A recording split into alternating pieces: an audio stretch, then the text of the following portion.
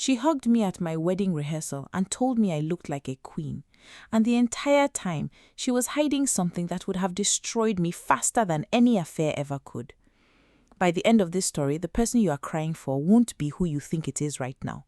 Stick with me because I promise you this gets turned upside down more than once. And if stories like this grab you, hit subscribe now because you don't want to miss where this one goes.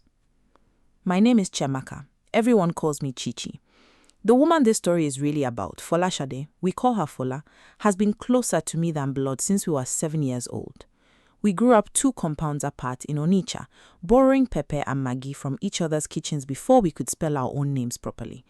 By our 14, we had matching bangles from Ogbete Market, bought with money we saved selling sachet water after school.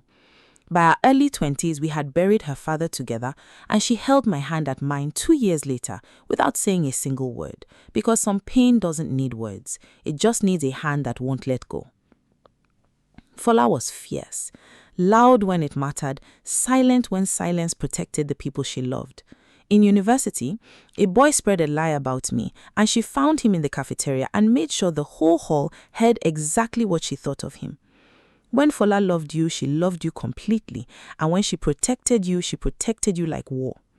So when I tell you Fola is the reason my wedding never happened, understand this first. It is not the reason you think. I met Daniel at a friend's introduction ceremony in Lekki. Tall, soft-spoken, the kind of man who remembers small details, who asks about your mother's knee 3 weeks after she mentioned it hurt. He ran his own haulage business, had that steady provider energy Nigerian mothers pray for. My mother met him twice and started calling him my son-in-law before he'd even proposed. Everyone loved Daniel. Everyone, including Fola at first. Fola did the digging, the way we always did for each other before letting a man close. She came back and said, "Chichi, this one is clean. No hidden wife, no strange debts. Mama likes him." Then, half joking, "If he breaks your heart, I want to know exactly which of his teeth to remove first." That was Fola, ready to go to war before there was even a war. The first year was beautiful. Daniel proposed at my mother's 50th birthday on one knee under the mango tree I used to hide beneath as a child. I cried, my mother cried, Fola cried loudest, hugging me so tight I could barely breathe. "Good things do happen to good people," she whispered. But the moment everything looks perfect is usually the moment the real story is only just getting started, quietly behind the smiles. While I floated on wedding plans and Ashoebi swatches, something small and strange had already begun. None of us noticed. Not me, not Fola, not even I think Daniel himself. Not fully, though he was the one steering it. It started with phone calls. Small ones. Daniel would call Fola, not about me, just little things. My ring size, my favorite colors, since she knew me best. Made sense on the surface. What groom doesn't consult the maid of honor? I remember smiling when she mentioned it, thinking, this man is thoughtful. I had no idea I was watching the first thread of a web being spun so fine that neither the fly nor the one weaving it could fully see it forming yet. Here's what none of us knew until the very end. Daniel had a pattern. This was not his first engagement. Women before me, in cities I'd never heard him mention, had lived almost this exact story right up to the point it all fell apart in eerily similar ways. Daniel didn't fall in love like a normal man falls in love. Daniel needed control, to be the only voice a woman trusted when things got dark. And the biggest threat to that control wasn't another man, it was Fola. Fola had known me since I was 7. She could read my moods from across a room. As long as she stood in my life at full strength, Daniel could never fully earn my trust. So he began, patiently, to work on the one relationship standing between him and total control. Not by attacking me directly, that would have put me on guard. He attacked the bridge. I need to be clear, Daniel never touched her. Whatever the rumors said later, whatever ugly things people whispered, there was never anything romantic between them, not even close. What there was something more calculated, and in some ways more painful, because it used Fola's own loyalty as the weapon against her. Daniel began confiding in Fola, small things at first. "Chichi's been stressed, I don't know if she's having doubts." Fola, being Fola, would come to me gently and check in, careful, never accusing. I'd say I was fine. She never told me it was Daniel planting the worry. She thought she was simply watching my back, quietly the way she always had. But Daniel was using those check-ins to build something else entirely, a private channel with my best friend, a locked room where the two of them protected me without me knowing the depth of it. He never tried to steal her heart. He was trying to steal her voice and rebuild it as an extension of his own. 6 months to the wedding, the calls between them increased. Not romance, but a manufactured crisis. Daniel told Fola his business was suddenly failing, a shipment lost, a supplier threatening to sue. He didn't want to worry me before the wedding and begged her to help him handle it quietly. Fola, being Fola, agreed because she would carry your problems on her own back rather than let you feel 1 extra kilogram of weight. She started meeting him, a lunch to discuss numbers, a 40-minute call about supplier contracts. She even lent him a substantial amount from her own savings because he swore it was the only way to save the business before the wedding and begged her to tell me he didn't want to start our marriage looking like a failing man in my eyes. That loan became the foundation for everything that came after. Because here's what neither of us knew yet. Daniel's business was never struggling. There was no lost shipment, no supplier threatening to sue. It was a lie built layer by layer to extract money from Fola while creating something more valuable. Leverage. A secret between himself and my best friend that, stripped of context, would look exactly like betrayal. And Daniel was patient. He didn't cash in that leverage right away. He let it sit, the way a debt collector waits, knowing the interest builds on its own. Around 4 months to the wedding, I started noticing something myself. Not Daniel's lies, but a growing distance from Fola. She answered my calls slower, cancelled our hangout with vague excuses about work at the bank. Once, I called just to talk, the way we always did, and she picked up rushed, said she was busy, hung up within 2 minutes. That had never happened in 20 years of friendship. Never. I told myself people get busy. I told myself engagements change friendships sometimes, that maybe some quiet jealousy was creeping in, the kind nobody likes to admit to. I hated even thinking it because Fola had never once in her life shown me a shred of envy. But grief and doubt work on you slowly, the way Daniel's lies were working on me, and I didn't yet know the two things were connected. Her phone buzzed constantly when we were together, and she'd flip it face down, which she never used to do. At a family dinner, someone mentioned Daniel's haulage company, and Fola made an offhand comment about a supplier issue I'd never heard him mention. His fiancé, hearing his business troubles secondhand from my best friend. A small cold feeling crawled up my spine. The first crack in a foundation I thought was solid rock. I asked Daniel about it that night. He answered, calm as still water. I didn't want to worry you before the wedding. I needed someone to talk to who wasn't you. It sounded like a man protecting his fiancé's peace. I remember feeling grateful. That is how a lie, dressed properly, can look exactly like love. But the distance kept growing, and no explanation fully erased the ache of it. I told myself it was wedding stress, her job at the bank, her own family issues. I made excuses for her, the same way she was likely making excuses to herself for the secret she now carried. 10 weeks to the wedding, everything changed in a single afternoon. I decided to surprise Daniel at his office, suya in hand. His assistant said he'd stepped out, so I waited in his car with the spare key. His phone, left on the seat, buzzed with a message. I want to be honest, I wasn't a woman who snooped as a habit. I trusted Daniel completely, but something about the name on the screen made my hand move before my mind caught up. The message was from Fola. It read, "We need to stop this. I can't keep lying to her. I love her too much to keep doing this to her." My heart stopped. Imagine the flow of your life quietly giving way while your body stays perfectly still, sitting in a car, holding a bag of suya, smiling for the world outside the window while everything inside collapses. I scrolled up.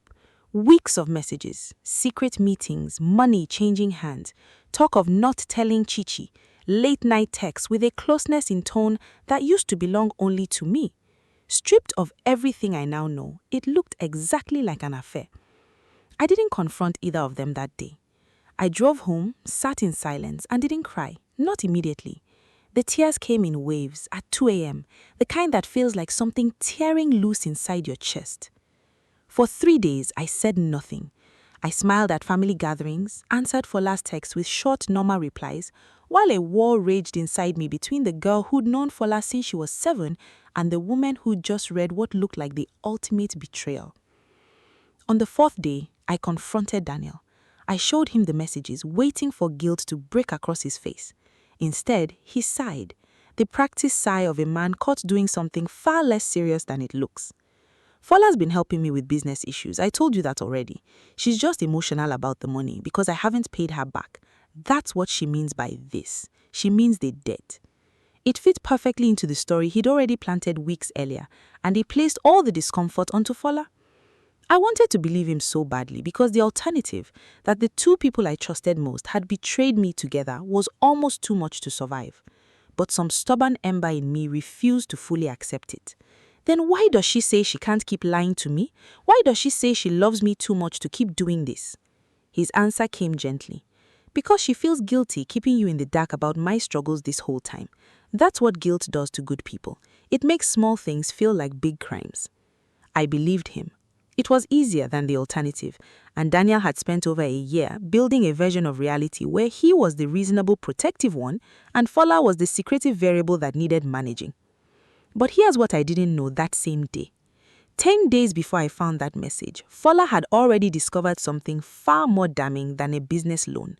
Something so dangerous that Daniel, sitting across from me, explaining it all away, was far more afraid of Fola than he was of me finding out about an affair that never existed. 10 days earlier, Fola had gone to Daniel's office to drop off paperwork related to the loan. He wasn't. While waiting in his private office, she noticed his laptop open. A folder on the desktop labeled with a name she recognized. Ngozi, someone Daniel had once mentioned in passing as an old family friend. She opened it. Inside were wedding photographs. Daniel, a few years younger, beside a woman in a white gown, smiling exactly the way he'd smiled in our own engagement photos. Beneath them, a marriage certificate dated and filed at a registry in Port Harcourt. Daniel had been married before. He had never once mentioned it.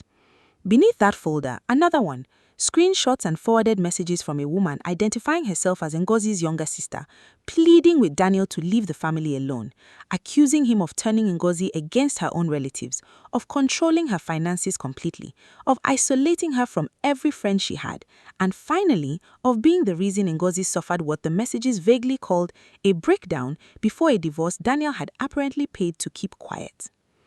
Fola sat there holding evidence that the man about to marry her best friend in 10 short weeks was not who any of us believed him to be. She has told me since that her first instinct sitting alone in that office with his laptop glowing in front of her was to call me immediately, right there without thinking twice. Her thumb was actually on my name in her phone.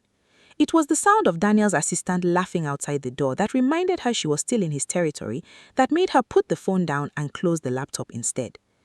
She didn't call me immediately, and I need you to understand why, even though I hated her silence for months afterwards. She had no proof that wouldn't destroy me on the spot with the wedding closing in, photographs found by accident on someone else's laptop, and screenshots from a woman she'd never met whose claims she couldn't yet verify weren't simply a bitter ex-exaggeration. She had no way to bring it to me without a way to also survive Daniel calmly explaining it all away, exactly as he had already done with the loan. And she was terrified. A man capable of hiding an entire marriage and an alleged pattern of abuse from the family of the woman he was about to marry was not a man who would react calmly to being caught before he was ready. So Fola said nothing to Daniel and began quietly, terrified every day of being discovered, to find Ngozi herself. If you're already forming theories about where this goes, good, keep them, because I promise you're about to be wrong. And if this story has you leaning in, make sure you're subscribed, because the next part is the one that broke my heart completely before it healed it. It took Fola nearly 3 weeks to reach Ngozi through her sister. 3 weeks during which Fola still had to sit across from Daniel at wedding-related dinners, still had to smile and pass the salt and pretend she hadn't seen what she had seen, terrified every single time his eyes lingered a second or two long on her, wondering if he somehow already knew. When Fola and Ngozi finally spoke, Ngozi's voice shook the entire time, the voice of a woman who had survived something and was still afraid to name it. Her marriage to Daniel started exactly like mine, whirlwind, attentive, everyone approving. Then, slowly, he isolated her, first from friends he called bad influences, then from her own family whom he painted as jealous of her happiness. He controlled her finances for her own good and twisted every disagreement until she was the one apologizing, convinced she'd been unreasonable. The breakdown was real. Ngozi described nights of complete confusion about her own memory, unable to tell if she was remembering conversations correctly or if Daniel's version was the truth. Eventually, her family physically removed her from the marital home while Daniel was traveling. It took over a year of therapy before she felt like herself again. Fola hung up and cried for 2 hours on her bathroom floor because she now understood the man walking me down the aisle in a matter of weeks was not simply flawed. He was dangerous, and I had no idea. Ngozi had said one more thing before the call ended, something Fola repeated to me later, word for word, because it never left her. He will let you find things out slowly, piece by piece, so that by the time you see the whole picture, you'll already be too deep in to leave. Fola told me that sentence followed her around for weeks because she realized she was already living it, already deep in a secret she couldn't yet safely put down. You might ask why Fola didn't come straight to me with this. Here's the answer she gave me months later, through tears, one I didn't understand until I had distance to think clearly. Daniel was by then embedded in every part of my family's trust. My mother adored him. Fola knew a man capable of rewriting Ngozi's entire reality would not simply accept being exposed by second-hand information, a phone call from a stranger, documents found without permission. He would reframe it, discredit her, paint her as jealous and unstable, and I, deep in love, might believe him over her. So, Fola made a decision I've since forgiven, though it took time. She needed undeniable proof before bringing this to me. She quietly reached out to 2 more women linked to Daniel's past. One an ex-girlfriend before Ngozi, one a former business partner who'd exited his company under strange financial circumstances. Both conversations, both risky to conduct in secret, confirmed the same pattern. A man who used charm to gain trust, then used that trust to control, isolate, and extract, whether the currency was money, loyalty, or a person's entire sense of self. Which brings us back to that message in Daniel's car. We need to stop this. I can't keep lying to her. Now you know what this really meant. Not an affair, not even primarily the loan. It meant the secret investigation itself, the unbearable weight of knowing something enormous and being too afraid, without proof, to say it directly. Fola sent that message not as a lover confessing guilt, but as a woman confronting a man she now knew was dangerous, warning her she couldn't sit on his secret much longer. So, when Daniel calmly explained that message away to me as it being about the loan, he wasn't protecting himself from an affair that never existed. He was protecting himself from something far worse, and he made a decision that revealed exactly the kind of man Ngozi had described. He chose to sacrifice Fola. Within days, small things began appearing in my world, planted with surgical precision. A cousin happened to mention seeing Fola and Daniel in an intense hand-holding conversation at a restaurant, a conversation that had actually been Fola in tears, begging him to end the engagement himself before I got hurt, while he held her hands to calm her. My mother received an anonymous call warning her that Fola had feelings for Daniel and was trying to sabotage the wedding out of jealousy. Phone records Fola dug up afterward traced that line to a line registered to one of Daniel's employees. By the time I sat down with Fola 10 days before the wedding, I no longer had a small suspicion. I believed completely that the woman who'd known me since I was 7 had betrayed me with my fiancé, and whether it was physical or emotional no longer mattered. Either felt like the same wound. We sat in my bedroom, the same room where we used to do homework as children, where she'd once held my hand through my father's funeral. I showed her everything. The message, my cousin's account, my mother's anonymous call, and watched her face crumble in real time. Even seeing that raw pain, I convinced myself it was the devastation of being caught, not of being falsely accused. Chichi, please, it's not what you think. I need you to trust me. Just give me a little more time. If I could reach back and shake my own shoulders, this is the moment I'd stop myself. Instead, I said, time for what? All these years, and you couldn't find 30 seconds to tell me the truth? Crying too hard to speak clearly, she said words I wouldn't understand for months. I would rather you hate me forever than watch you walk into something I can't yet prove will hurt you even more. I had guilt. I had a woman accepting the end of our friendship because she knew she deserved it. I could not hear it as what it actually was.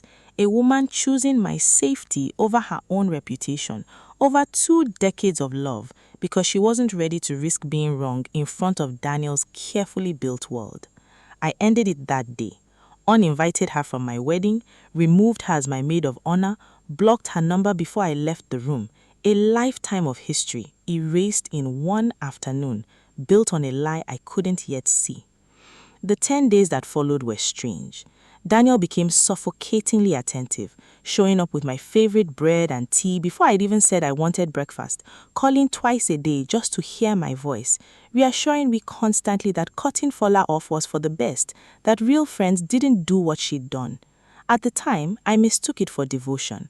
Looking back, I recognize it for what it actually was. A man filling every gap in my day so there was no quiet space left for doubt to creep back in. My mother, still believing that anonymous call, called Fola a snake who'd been hiding in plain sight for 20 years, and every time she said it, something in me flinched without knowing why. I let it all wash over me, numb, running on wedding logistics and grief disguised as resolve. But Fola, blocked and humiliated by whispers moving through our extended family, did not stop. She could have walked away and told herself she'd tried. Instead, she doubled down, running out of time. Using a lawyer friend and what money she had left, she compiled everything into something undeniable. Marriage certificate confirmation from the Port Harcourt registry, a recorded phone statement from Ngozi, who agreed on learning Daniel was days from marrying again to go on record out of duty to one another woman, and bank statements showing Daniel's business had never actually been failing, the same account showing steady, healthy inflows the entire time he'd claimed to be drowning in debt. By the night before my wedding, she had a full case file and no way to reach me. I'd blocked her everywhere, and on Daniel's careful suggestion, I'd also stopped answering unknown numbers, worried about wedding scammers. One more path conveniently sealed off. She sat with that folder of evidence in her lap for almost an hour, she told me later, trying to think of anyone else who could reach me in time. My cousin, now maid of honor, wouldn't return her calls. My aunties had already made up their minds about her. There was only one door left.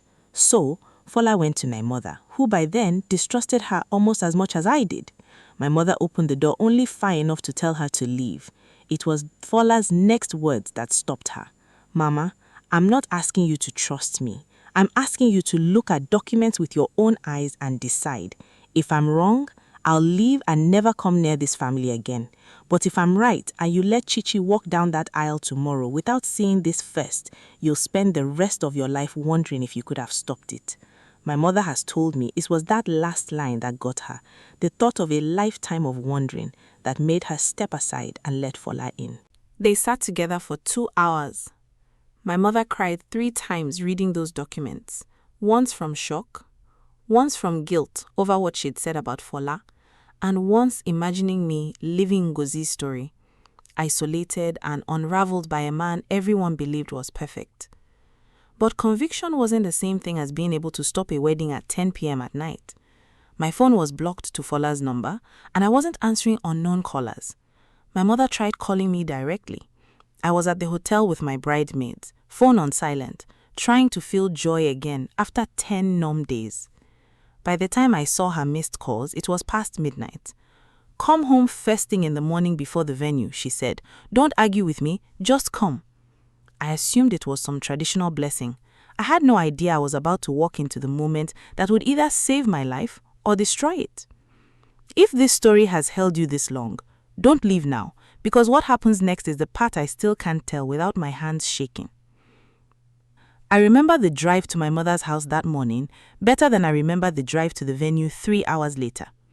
The streets were still quiet, just traders setting up their stalls, a few Okada riders weaving past. I remember thinking how strange it was to feel this calm, this settled on the morning of the biggest day of my life, not knowing that calm was about to be the last quiet 30 minutes I'd have for a long time. I arrived at 7 a.m., hair half done, expecting a quick blessing. Instead, I found Fola sitting in my mother's living room. Fury rose in me instantly. I turned to leave. My mother physically blocked the door. "Sit down, Chamaka. You will listen to this, and if after listening you still want to walk down that aisle, I will walk you there myself and never speak of it. But you will listen first." I had never heard that particular weight in her voice before. It stopped me completely. For the next hour, wedding dress still in its bag, I listened to Fola lay out everything: the laptop, the marriage certificate, Ngozi's recorded voice describing isolation and a slow unraveling of self, the bank statement proving the loan had been extracted through a total fabrication, the message about this finally explained in full. I sat frozen for the first 20 minutes, my mind refusing to accept it. There's a kind of shock that doesn't look like screaming. It looks like stillness, a body waiting for permission to feel anything at all. What finally broke me wasn't the documents. It was Fola's voice shaking, saying the thing she'd carried for 2 months. Chichi, I let you hate me. I would rather you hate me forever and be safe than love me and walk into what happened to Ngozi. I've loved you since we were 7. I was never going to let you become her, even if it cost me you. I cried then. Not the confused crying of the past 10 days, but something tearing straight through my chest. Because in that single hour, I understood I had nearly lost the 2 most important things in my life in opposite directions. I had nearly married a man capable of destroying me exactly the way he destroyed Ngozi, and I had already thrown away the one person who'd spent 2 terrifying months trying to save me from that fate. If you have a Fola in your life, someone who's gone quiet in a way that confused or hurt you, consider before you burn the bridge completely that silence isn't always betrayal. Sometimes it's someone carrying a weight they aren't yet strong enough to put down in front of you. Quick pause before we go on. Tap subscribe if you are still with me, because the wedding hall scene is coming up next and it is not what you expect. We had less than 2 hours before the wedding was meant to begin. Guests were already arriving. Daniel was already in his suit taking photos with his groomsmen, utterly unaware that the woman he'd spent over a year manipulating into isolation was at that exact moment sitting across from the very friend she'd been cut off from, learning everything. My mother made a decision. We would not cancel quietly and let Daniel disappear to find his next target in another city, the way he clearly had before. He would face this in front of the very community he'd spent a year performing for. So we let the wedding proceed right up until the moment it mattered most. I walked into that hall in my dress, my mother on one arm, Fola restored to her rightful place on the other. I remember the collective gasp when people saw her beside me again. I remember the flicker beneath Daniel's composed smile at the altar. A man like Daniel always feels the ground shift before he understands why. When the officiant asked if anyone present had reason the marriage should not proceed, my mother stood. Silence swallowed that entire hall. In front of 300 guests, in front of Daniel's family who traveled for this day, she asked one question. Who is Ngozi, and why does the Port Harcourt Marriage Registry have your name beside hers? I watched a man's carefully built identity collapse in real time. He tried to laugh it off, reached for my hand. Chichi, don't let them poison this day. I stepped back. Fola played Ngozi's recording through her phone, loud enough for the front rows to hear exactly what kind of man stood at that altar. The wedding ended there. Daniel's own mother, we later learned, was hearing Ngozi's name for the first time herself. He'd hidden the marriage even from his own family, calling the divorce, when it came up at all, an incompatible introduction that never truly took. She left that hall tears into, not for her son's humiliation, but because she realized she had raised a man capable of hiding an entire marriage from her for years. Within a week, 2 more women came forward after the story spread on social media, each describing the same pattern of charm followed by control, families noticing daughters growing thinner and quieter and being slowly and expertly pushed away. Most stories like this would end there, villain exposed, heroine saved. But the truest part of this story isn't about Daniel at all. It's about what happened between me and Fola afterwards, because exposing him didn't automatically heal what I'd done to her. I apologized more times than I can count. Each time, she simply held my hand and said, I would have doubted me too, seeing what you saw without the full picture. But I needed her to understand something too. You should have trusted me enough to tell me what you suspected even without full proof. I'd rather have been confused with you beside me than certain and alone. She cried at that, because she said she'd spent so long protecting me from pain that protection can look exactly like abandonment if it isn't paired with honesty. We made a promise after that. No more silent protection. No more carrying unbearable secrets alone out of fear of not being believed. It didn't fix things overnight. There were nights I still woke up angry, not at Daniel, but at how quickly I'd believed the worst of her after a lifetime of proof she deserved better.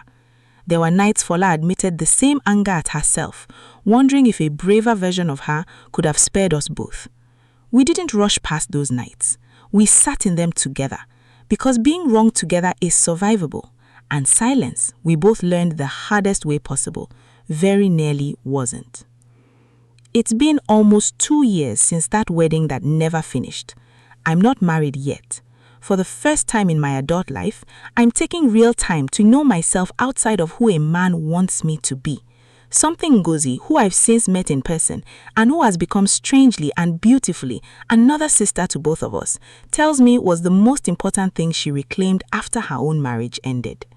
Fola is still my best friend, closer now than ever, because we survived something that would have ended most friendships permanently and came out the other side finally understanding exactly how much we mean to each other.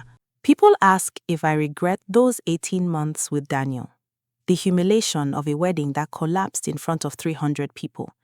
I don't, because that day taught me the difference between a love that performs devotion in public and a love that survives suspicion and the threat of permanent loss and still shows up, still tells the truth, even when the truth is the most dangerous thing to say. Daniel disappeared from Lagos within months.